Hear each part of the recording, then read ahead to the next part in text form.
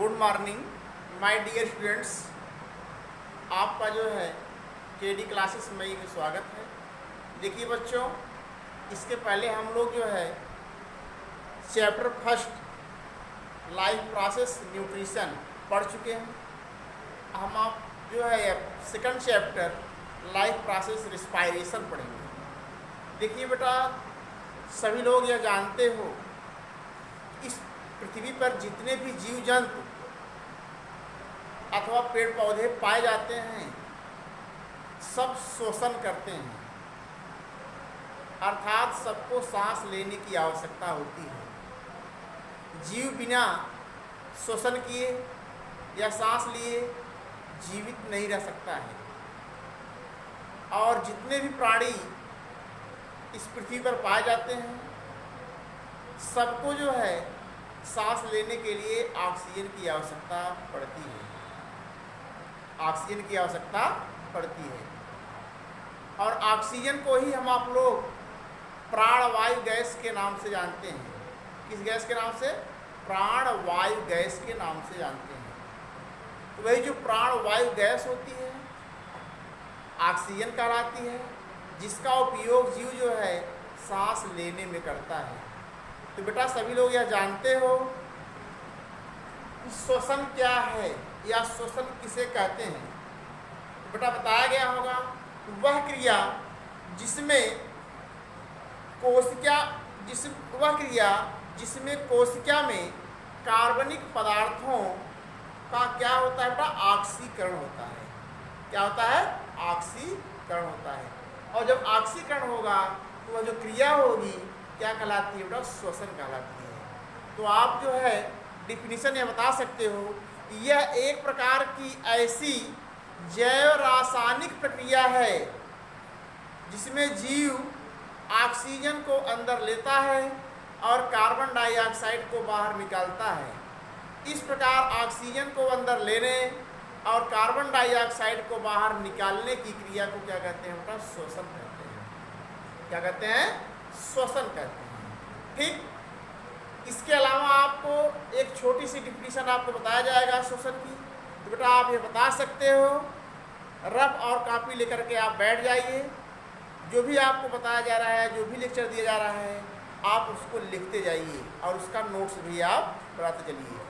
तो बेटा आप बता सकते हैं श्वसन की जो अगली डिफिनीशन, श्वसन एंजाइमों की उपस्थिति में होने वाली एक प्रकार की ऑक्सीकरण क्रिया है जिसमें जीव ऑक्सीजन को अंदर लेता है और कार्बन डाइऑक्साइड को बाहर निकालता है। तो ये जो क्रिया होती है बेटा क्या कहलाती है? श्वसन कहलाती है।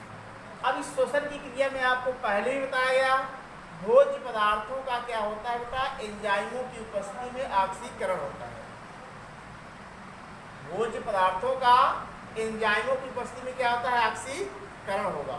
और जब ऑक्सीकरण होता है तो कार्बन डाइऑक्साइड, जल और ऊर्जा उत्पन्न होती है। क्या बनता है? कार्बन डाइऑक्साइड, जल और ऊर्जा उत्पन्न होती है। इस प्रकार आप जो है बेटा बता सकते हैं श्वसन की डिफिनीशन। श्वसन की डिफिनीशन। और एक चीज़ आप ये भी जान लीजिए, श्वसन की डिफिनीशन में आप लोग जो है जानते हैं जब एंजाइमों की उपस्थिति में भोज्य पदार्थों का ऑक्सीकरण होगा तो कार्बन डाइऑक्साइड और जल और ऊर्जा उत्पन्न होती है। इसके बाद आप यहाँ यह देख सकते हैं कि जब भी भोज्य पदार्थों का ऑक्सीकरण होता है या भोज्य पदार्थों का ऑक्सीजन की उपस्थिति और अनुपस्थिति में भी क्या होता है बेटा? ऑक्सीकरण होता है। जब ऑक्सीजन की उपस्थिति और अनुपस्थिति में ऑक्सीकरण होता है तो वहाँ भी आप बता सकते हैं बेटा कार्बन डाइऑक्साइड, जल और ऊर्जा उत्पन्न होती है। और यहाँ आप देखेंगे ग्लूकोज का जब एक अणु विघटित होगा, ग्लूकोज का जब एक अणु विघटित होगा तो आप ये जानते हैं पायरुविक अम्ल के 2 अणु बनते हैं। पायरुविक अम्ल के 2 अणु बनते हैं। और जब पायरुविक अम्ल के 2 अणु बनते हैं आप ये जान सकते हैं बेटा वहाँ पर एक क्रिया हो रही है जिसे हम आप लोग कह सकते हैं ग्लाइकोलाइसिस। क्या कहेंगे? ग्लाइकोलाइसिस। तो ग्लाइकोलाइसिस मीन्स आप बता सकते हैं ग्लूकोज का विघटन। क्या बताएंगे? ग्लूकोज का विघटन।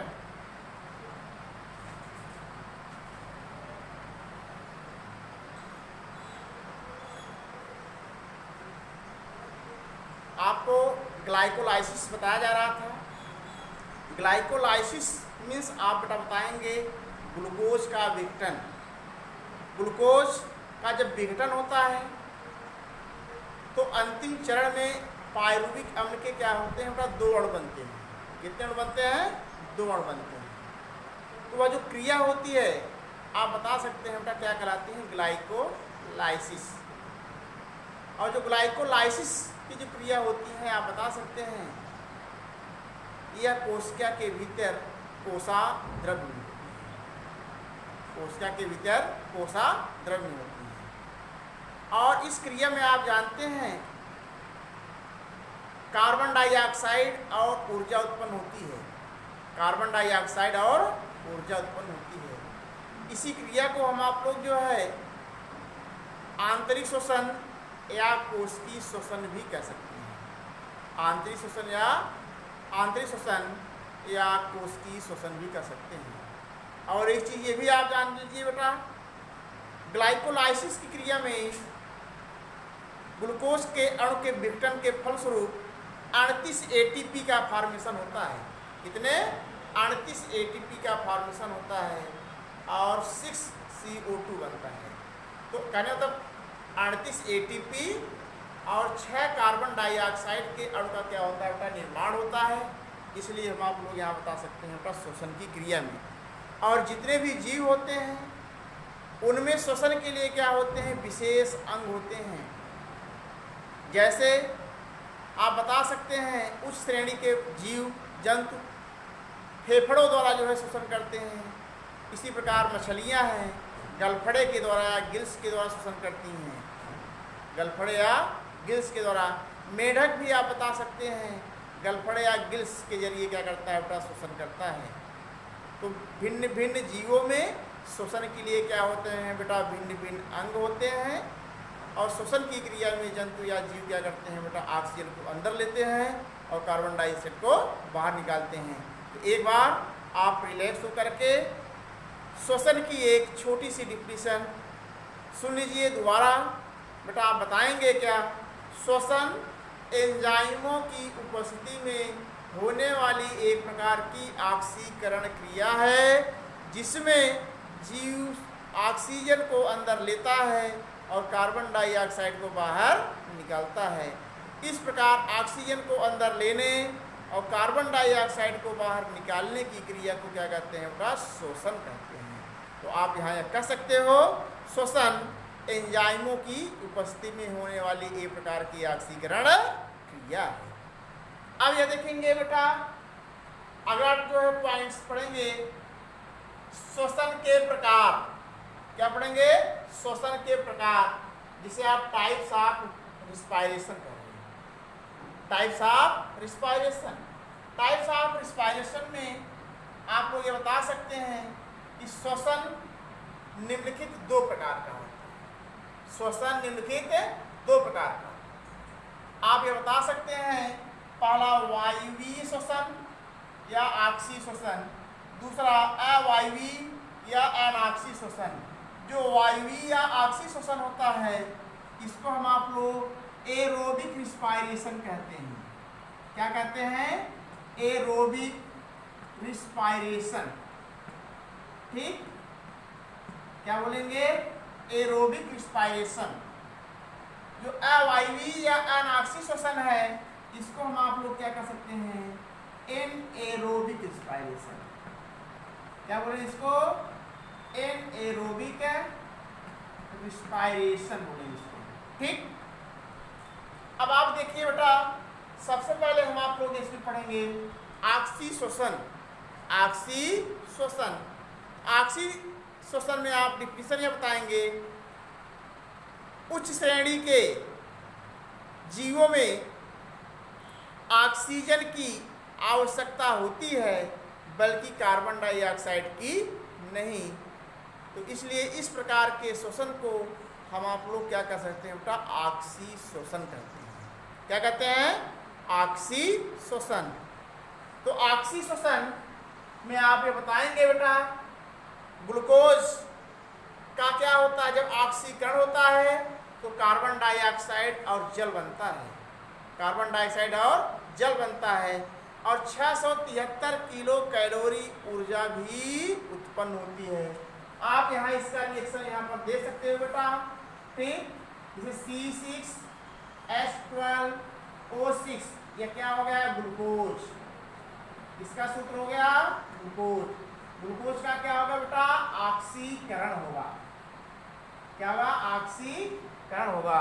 और जब ऑक्सीकरण होगा तो आप यह बता सकते हैं किसकी उपस्थिति होगा, एंजाइम की उपस्थिति में। आपको इसलिए पहले बताया गया था, एंजाइमेटिक क्रिया है, एंजाइमों की उपस्थिति में होने वाली प्रकार की ऑक्सीकरण क्रिया है।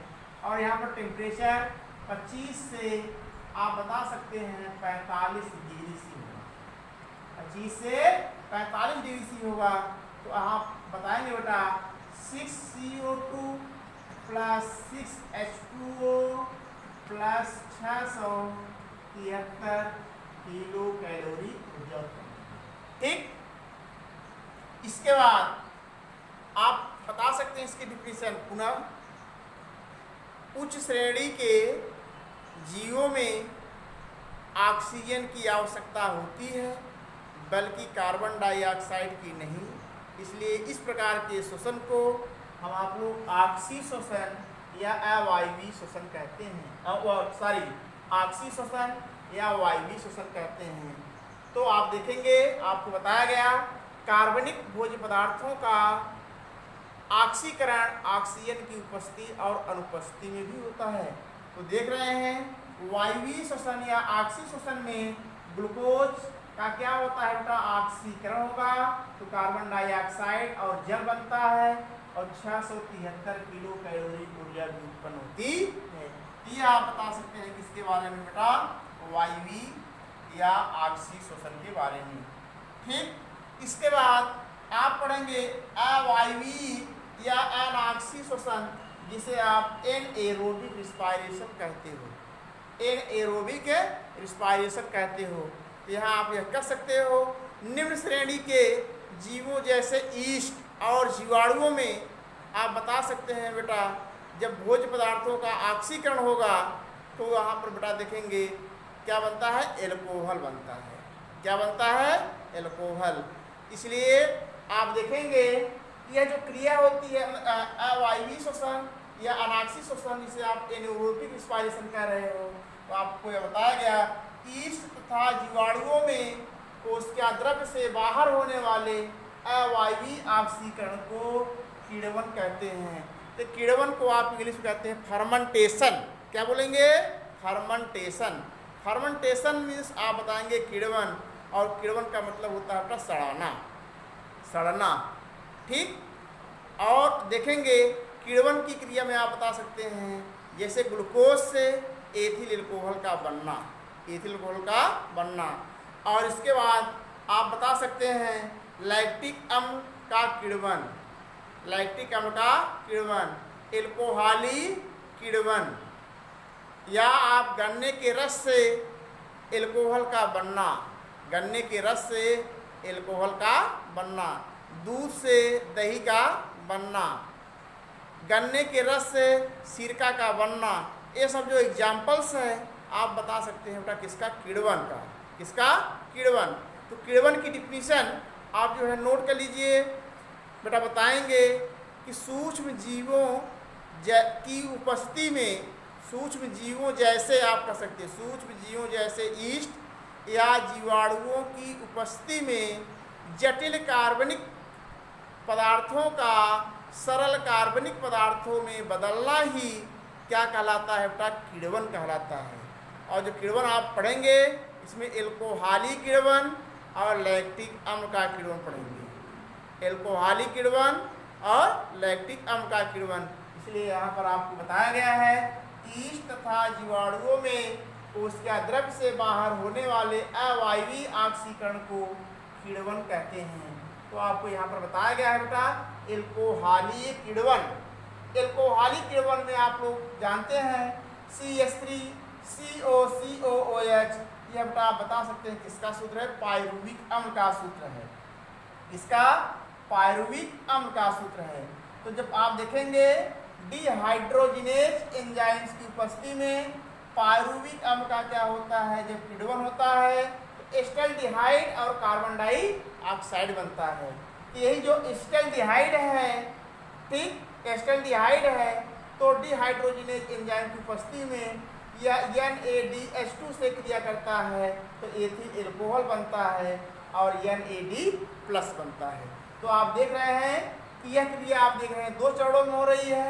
पहले चरण में आपको यह बताया गया पायरुविक अम्ल का डिहाइड्रोजिनेज एंजाइम्स की उपस्थिति में किण्वन होगा तो एस्टल्डिहाइड बनता है और कार्बन डाइऑक्साइड। इस एस्टल्डिहाइड का क्या होगा बेटा? NADH2 से जब क्रिया होगी तो एथिल एल्कोहल बनेगा, इसलिए आप इसको बता सकते हैं बेटा एल्कोहलीय किण्वन। तो आपको इस टॉपिक में जो है श्वसन आप पढ़ रहे थे, लाइफ प्रोसेस सेकंड में आप रिस्पायरेशन या श्वसन पढ़ रहे थे। श्वसन की डिफिनीशन आपको बताया गया, इसका एग्जाम्पल्स भी आपको बताया गया, इसके बाद श्वसन के प्रकार भी बताए गए और इसके भी एग्जाम्पल्स बताए गए हैं। तो यह आप लोग बेटा पढ़ रहे थे पार्ट फर्स्ट। इसके बाद आपको जो है नेक्स्ट वीडियो में जो है अगला पार्ट्स प्रोवाइड करेंगे। धन्यवाद।